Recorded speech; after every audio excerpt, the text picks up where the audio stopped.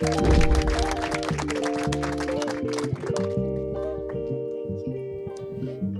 you to the Garden Cinema for basically facilitating this to happen. Thank you, dear audiences, for staying. It's a huge pleasure to be welcoming you on behalf of the film as well. My name is Savina. I'm a Bulgarian critic and journalist, and it's a huge honor to be hosting this Q&A with Igor tonight. Yeah, absolutely fantastic film. I can't wait to turn to you for your questions and to hear your thoughts as well. But I'm going to kick off by, it's a question prefaced with a statement. Your film has been wildly successful. It's amazing, and huge congratulations on that. It started, it world premiered, it straight won an award, and since January you've been talking about it, sharing it with audiences. It's nominated for a European Film Award, which are the European Oscars, and also it's Croatia's submission for the Oscars, which in the grander scheme of things, not many countries decide to nominate a documentary. And I want to start by unpacking this particular status, I guess, that the film is already regarded as, because it puts it in a different kind of set of eyes globally, of course. So how do you decode this choice that the committee, the national committee, has bestowed on your film? Do you think that signals some sort of reconciliation in the national psyche by choosing your film to represent the country? Very, very curious. Yeah, I think it's a great question. Thank you for opening the Q&A with such a question. Thank you for putting the film in that context, and thank you all for staying for the Q&A. It's a pleasure to see that almost everybody stayed and that people are smiling in the audience. That's always nice. And first of all, I'd like to say thanks to my friends from Rijeka who came, who are living in the UK in Bournemouth and came to London just for this screening. Welcome. I was very happy and very surprised at the same time seeing that the National Committee selected this film, because it's the first time in the history of Croatia that the documentary film was selected to be the national candidate for the Oscars. And it's also interesting to have this film as a national candidate, because this film is told from perspective of a person who is not a nationalist in any sense, quite the contrary. Representing a country with a film which is basically a film who is trying to say that a nation is an imagined community, not a fixed community. That's an interesting choice, and very exciting for me, especially as a director, as a person who created and wrote it, to present it on such a global level. So yeah, a huge surprise. I'm not sure if it reflects the current politics of Croatia. I would say no, more than yes. But I think the fact that we won the award in Rotterdam and that the film was so widely accepted really helped the committee to give this decision and to choose Fiume Morte as the national candidate. As a person who has sat on one of those committees for Bulgaria, the country where I'm from, it could be very arbitrary, but also things in these discussions sometimes that arise are something like, I do not feel this film represents me as a national dweller, whatever. As a Bulgarian person. Yeah, it's happened for me to hear these kinds of discussions. So I'm imagining, I'm not saying it's the same, but it means that people felt represented in that way. And I guess it's a tendency of mine to try to psychoanalyze whole countries and nations, but coming from this part of Europe, there's always so many paradoxes that you have to kind of hold together. And I'm going to come back to the past and the present in this relationship, but I'm curious about production, because I specialize in European films and European filmmaking and what European means in general. This particular film, with its languages, with its probing of history and historical narratives through different viewpoints, is also a result of a few co-productions. Can you tell us a little bit about how these co-productions, and what does it mean to make a European co-production, Fiume and Morte as a European co-production with the countries that it was made with support of, and what does that tell us about the film? Yeah, the fact that the film is a co-production between Croatia, Slovenia, and Italy is very important for me, because having Italy on board was something that I really wanted, not so much for financial, but for political reasons, because I didn't want to make a film that would be seen as like this Slavic film that Slovenes and Croats made a film about the Italians. I really wanted this film to be a film that we are making together, and that is representing a big part of communities who live in Croatia and Slovenia and in Italy. So we first got financing in the major country of the production, which is Croatia, then in Slovenia, and it took us quite a long time until we got financing in Italy, but in the end we got financing from two sources, from their Ministry of Culture and from the regional fund Friuli Venezia Giulia. So I think that the funding came around 2021, if I'm not mistaken, and I'm not sure that today in 2025 it would be possible, because the politics, as you know, have also changed meanwhile. So I'm very happy to say that I'm also presenting the film in Italy. I think I've personally presented it almost 20 times so far this year in Italy, from north to south, from east to west. So yeah, I think it means that it functions universally. And in terms of the coming together from different points of view, I want to connect it to the one of the main devices of the film in its storytelling, to basically pass on storytelling from one narrator to the next. So it starts with you, and then it gets picked up again, and the way to, I guess, highlight collaboration in the storytelling seems to me a very fruitful way to address these, I don't know how to say, competing narratives that always link down to nationalism. But the film doesn't offer a remedy to nationalism. So can you tell us more about the decision to have a passing of the storytelling, and what that gesture meant to you, and how it was received by the people when you were shooting? Yeah, the formal aspect of this film is pretty important to me. We have 7 narrators, and we have 7 guys who are playing D'Annunzio.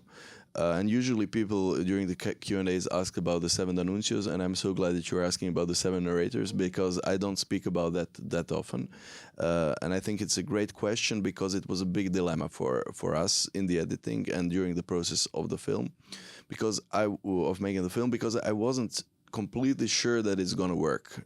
While I was making this film, I had so many dilemmas and so many fears, because I realized that what I decided to do is that I'm telling a story about the whole city. And in order for it to work, I need to have the city loving it when it goes out. And it actually happened. The film is still playing in cinema in Rijeka. It's been like the most viewed film in Rijeka's history in the cinema. It's became the most viewed Croatian documentary of all times, meanwhile, and in cinemas. So I had this huge responsibility how to tell this story that would be accepted by the Italian minority in Rijeka, by the citizens in Rijeka today. And that was the principal thing when I was developing it. I didn't really, quite frankly, not that I didn't care how it's going to be seen in London, but it wasn't the main thing for me. The main thing for me was how it's going to be seen in Rijeka. And I believe that if it's going to work in Rijeka, then it's going to work anywhere, because Rijeka, like local audience, is the hardest audience, as you can imagine. And it does work, and I had this huge dilemma whether it's a good idea to use a lot of narrators, because I wanted the audience to be able to follow each narrator, that each narrator has a piece of the story. And my editor, who edited also my previous 2 features, Hrvoslava Brkušić, brilliant editor, she just told me, okay, but if we're doing this in such a complicated way, and if we're doing it in such a unconventional way, just be brave to be radical to the end. Go all in. Yeah, go all in. So we decided to use 7 narrators. The number is random, and they're passing the story one to the next one. And if you'll watch the film for the second time, you'll notice that each narrator has a piece of a story, and each D'Annunzio character has a piece has scenes of his own, and they are like put in an order. It has a logic of its own that you don't notice on the first viewing. And I was very worried while I was making the film that it's going to be a problem, that if you don't notice it, that you won't be able to follow the film. But I was wrong, because people who start watching it, most of the general audience are watching first the story, and the formalities come afterwards. But a good thing is that a lot of people tell me that they saw it 2-3 times. People in the ECA, some people approach me and tell me that they saw it 7 times. So it's really a film in which in each new viewing you can see new details. And it depends what interests you in the story. You can watch it from so many layers. What a gift you've given us. Speaking of gifts, I want to turn to the audience. 2 questions, but one's a yes/no. So my understanding is that you're from Rijeka. Yes. Yeah, and so just a little bit about how your sort of fascination with D'Annunzio's story and this occupation came about, and how it grabbed you. I think that it came in my early 20s. I didn't learn this story at school. I didn't talk about it in my family, because coming from a Croatian family in Rijeka, it wasn't like a big story. I would say that my fascination that I have since I remember myself is a fascination with the city, with the town, and with its history, and with the complexity where I was growing up. I remember my great-grandparents' passport that he had, that I found in our house, that he had to use the border on the Riječina River to cross the border. Although he lived in one part of the city, and we have his passport in which he was using to go to the other part of the city across the river. So that was something that fascinated me. I also come from a family of my great grandparent was the father was a sea captain, and we had like a lot of photographies from his from Rijeka from that period, and I guess that we in our house had a lot of things related to Rijeka's history, especially history, not Rijeka but Sušak history. I'm from the eastern part of the city, which is now part of Rijeka, but used to be the city next to Rijeka. So when I was in my early 20s, I was doing sort of an Erasmus in Padova in northern Italy, and I found a book in a bookstore called Alla Festa della Rivoluzione, which means the Party of the Revolution, by Italian art historian. And she, in that book, is describing this whole event as sort of a Woodstock event in which people are having a lot of fun, and she's basically presenting the fun parts of it. And I read the book, and I was surprised. I didn't know that it happened there, that a lot of that a poet came and brought some like strange people with him to the city, and it wasn't presented in the book. The event wasn't presented as a military occupation. Of course, military occupation is the context, but she was focusing on the details of the people who came there with D'Annunzio, who had fun in Rijeka. So that was very attractive to me. But the moment that I started my research and talking to locals, I realized that the local story is very different than the one that I saw in that book, and that it's a story that is very, very related to fascism and the birth of fascism. And I just wanted to tell both stories at the same time, to put this strange event in a chronological order of a military occupation. We had a question on this row there. Yes, you were next. And then we move down. Congratulations on making a very insightful and creative movie. As someone who's coming from Bosnia, I didn't know a lot about this part of the history, so learned quite a bit. I'm curious about the casting, because to an extent, in a very positive way, movie feels almost devised by these lovely characters you found. So I'm curious, how long did it take you to find these people, and did they have an impact on the final product? Did they teach you something that you didn't know, and did they shift like the process of the movie in a direction that wasn't initially planned? So the casting started in 2020. In the local media, we had an open call in the radio and the papers and the websites. We had an open call that we're making a film about D'Annunzio's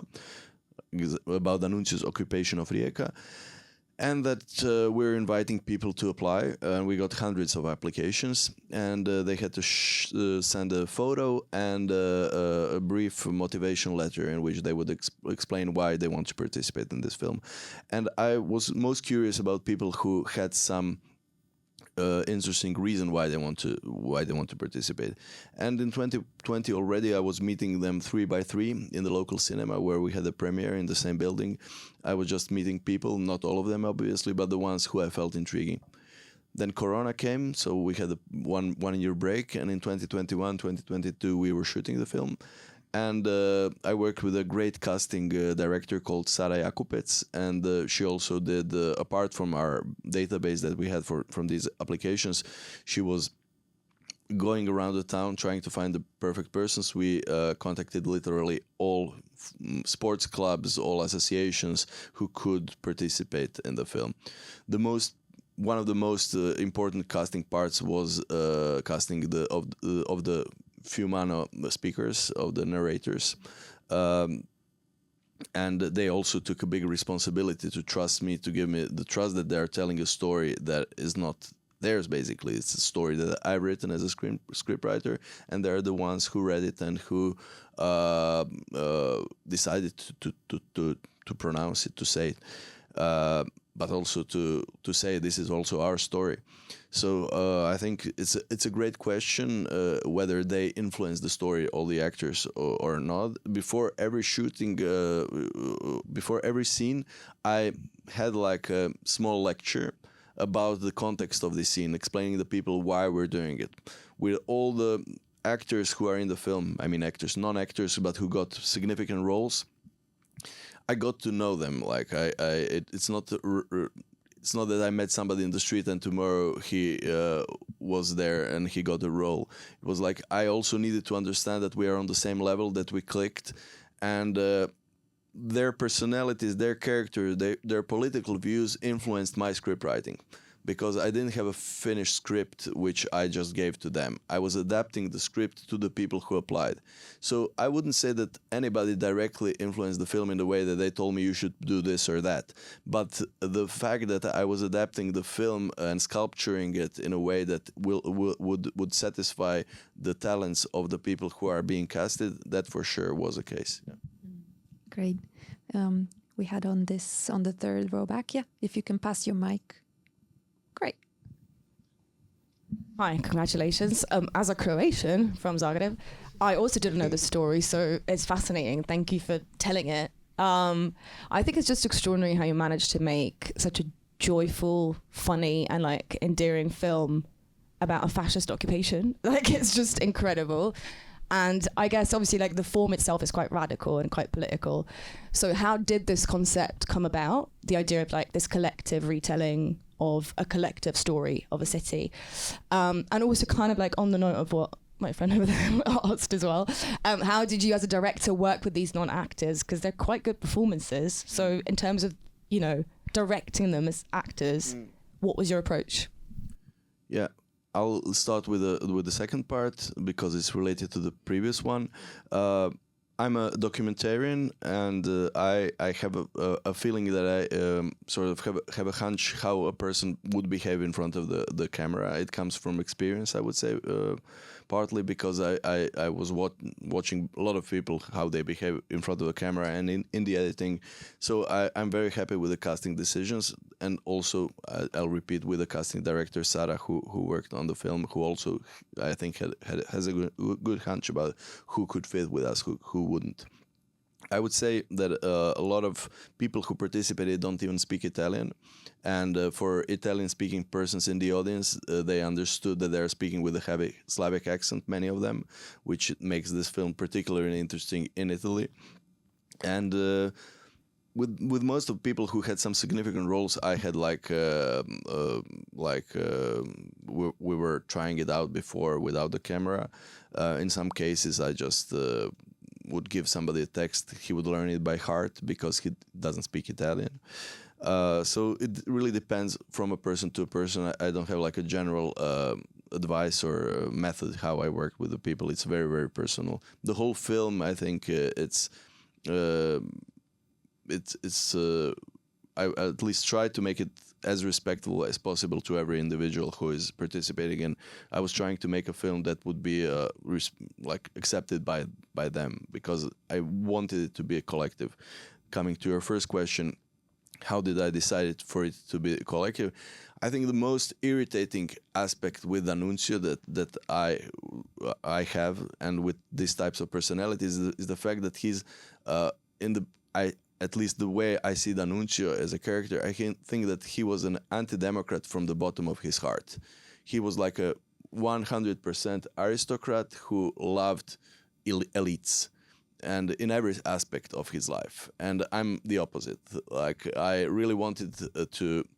I believe that it's important to make collective stories, and the decision to make it collective was really related to politics and to storytelling, because I couldn't find the method. I was working on this film for 10 years. So I started in 2015, and for 4 years at least, I didn't find the method how to tell the story, how to find a way to tell a story about this crazy event. And I knew that the whole film has to be as crazy as the event, otherwise it won't work. So there were 3 decisions that I had from the beginning, not the very beginning, but I would say like when I decided to have this form. One was to have it participatory, to present it as a collective form. One is to use the second one is to use chronology, and the third one is to base everything on facts. And of course, it's my selection of facts, but to have everything verified by historians and to have everything based on photos and videos from films from that time. Yeah, before we jump in, can I quickly ask something in comparison, in relation to that? Just curious about how you feel about the epithet camp. Because there's this moment in the film where it says, it's a playful thing, but it's played with a lot of seriousness. Mm-hmm. And I really hate like using quotes from a film to describe a whole film, but it just fits so perfectly. But it's also this kind of criticism that campness brings as well. So I wonder how you feel about it. Well, what would campness be for you? Well, the fact that it's extra. It's a lot. It's crazy. It's going all in. It's deconstructing that seriousness, but also by implying how serious it is to look at it with some sort of comedic distance as well, especially D'Annunzio's character. Yeah, I mean, what you now explain, that's the film. I agree 100%. Comment. I'm sorry. Yeah, no, sorry. I agree. Like, if that's camp, it's camp. Yeah, it's cool. Please take it away. Just behind you. Then we're one more question here as well. Thank you very much for creating the best documentary I've ever seen in my life. So thank you very much. Yes. Or maybe a bit biased. I'm from Croatia as well, but I just wanted to ask, as someone who has a degree in Italian language and literature, and I've read a lot of Italian literature back in the day, not anymore. I don't really do Italian anymore, but I've heard the name 100 times, and I didn't know he was a fascist, or that they are building monuments to this person. So I wanted to know a bit about the Italian side, that I'm sure that, there's a big aspect to why this is, happening in Italy. So I just wanted to know if you can tell us a bit more about that, maybe. Yeah. So Gabriele D'Annunzio is a popular figure in Italy. He's widely known in public history as a poet, first of all. People know about the occupation of Rijeka by the name Impresa di Fiume, which means the Fiume endeavor or the Fiume exploit.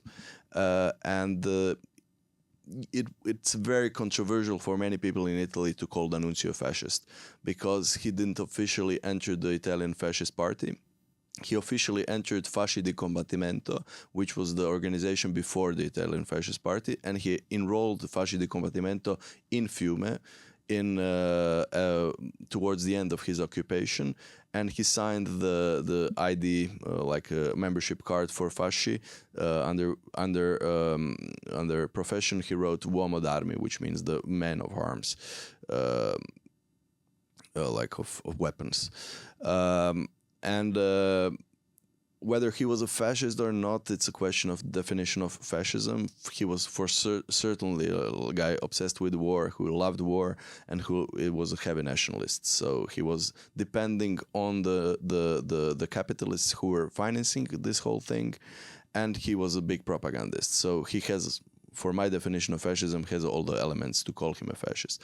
But formally, he wasn't member of the party, so people find this controversial to call him a fascist. In 2019, there was a monument for him made in Trieste, very close to Rijeka. You saw that scene in the film. It's a copy of another statue which is in Vittoriale, which you also saw in the film, in which D'Annunzio is smoking next to his statue. And there's a third copy in Gardone next to Vittoriale. So there are three identical monuments for D'Annunzio. And basically every city or town in Italy has a name, or has a street or a piazza named after Gabriele D'Annunzio. So he's totally present in Italy, and this film is trying to put him in a different context and to remind the people that he's the guy who proclaimed war to his own country. And I don't know if there are any other historical examples of a person who is considered to be a patriot, although he proclaimed war and fought a war against his own country. Yes, go ahead. I just want to say thank you very much for this film, because of my personal history. I have a question about the Rijekans of Italian descent and Rijekans of Croatian descent in Rijeka. My great-grandmother was born in Fiume in 1896. She moved to Yugoslavia after marrying another gentleman who was also Croatian. So a Turkovic married a Diklic, and then they had my grandmother, who at the end of the Second World War went to Venice, and she married an Italian. So my mother was Italian, and I'm British. It's a typical local story. But what I understand from my, from letters and lots of documents that I have, is that they spoke Italian and what I was taught was Serbo-Croatian at home. So in the film, there are people who are still consider themselves Fiumani, and there are the Rijekans. But what was it like? Did you ever meet people who were pro D'Annunzio, who were still looking back to the good old days? In Rijeka, you mean? Yeah. On my journey, while I was making this film, I met all sorts of people. But the ones who were D'Annunzians, I didn't meet them in Rijeka. Or if I met them in Rijeka, they weren't born in Rijeka. So people in Rijeka generally are not D'Annunzians. There are people who thought, at least until this film, very positively about him, but they're the ones who were educated by reading these Italian books that were published after year 2000. So, for example, this book that I mentioned, Alla Festa della Rivoluzione, which presents the story in a positive way. So they were. It depends on whose story you are listening to, which books you are reading, which films you are watching, and it depends on a construction of a narrative, how you will think about D'Annunzio. After you watch this film, you'll have another narrative which is constructed by the authors of this film, and it depends what's circulating, what kind of stories are we trying to tell. Are we trying to tell the stories about national heroes who are fighting heroic wars against other nations, or are we going to tell stories about against stories against the militarization of society and against wars. It all depends on the values of the person who is telling a story. So it's the same in Deka. Well, it's the case that people don't like looking at their own, the Italians maybe don't like looking at their own failings and their own rotten teeth. Yeah, it's a very complex question, because when you enter, when you add to this story the whole 20th century, not just these 16 months, it gets even more complicated. So I decided to focus on 16 months of the occupation and to put it in such in a context, and I wanted to limit myself to a very short period, exactly to avoid being too general. I'm just telling you one story related to 16 months, and other things you can find in other books, and I can give my opinions, but it would take me too much time. Can we pass a bit further? Yeah. Yeah, every person in the audience has to ask one question. Yes. Coming from the U.S. here, and it strikes me that the campiness captures a theme in the current Trump administration as well. And there's a way in which you could tell a very similar story about the Trump administration. You see the kind of the film really captures kind of the romantic overreach paired with incompetence and kind of blissful incompetence, so that there's a complete.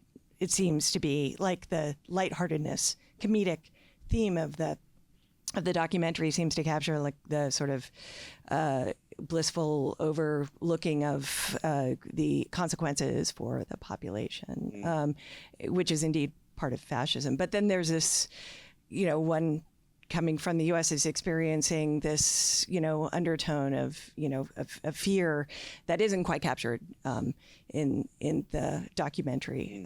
So I wonder kind of what you, or at least it wasn't for me. Maybe I missed it. So I wonder what you make of that, and also if you can speak to this. I wonder how D'Annunzio influenced Mussolini as a positive or a negative figure. Yeah. Thank you. Amazing documentary. Thank you so much. Yeah, the parallels with the States today are obviously very important, and I'm presenting in beginning of December. I'm presenting the film in the States for the third time this year, and we're also going to have the theatrical release in the States. So I'll think we'll be having these debates during the next year again, I hope.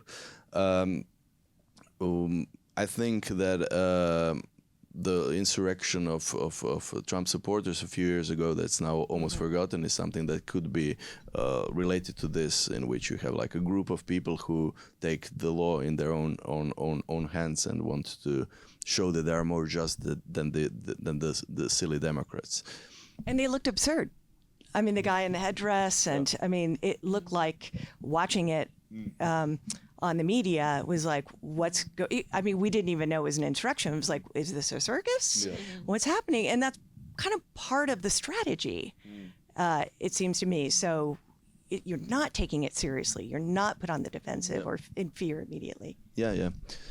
I decided to base this whole film on archives. So if I had more photos of the repression that was happening, I would use it. There is one scene that is very important for me, and that's the scene of the elections, in which we are recreating the photos that weren't taken, just to show and to remind the audience that the story that you just saw is something that is also fabricated. It's also a construction.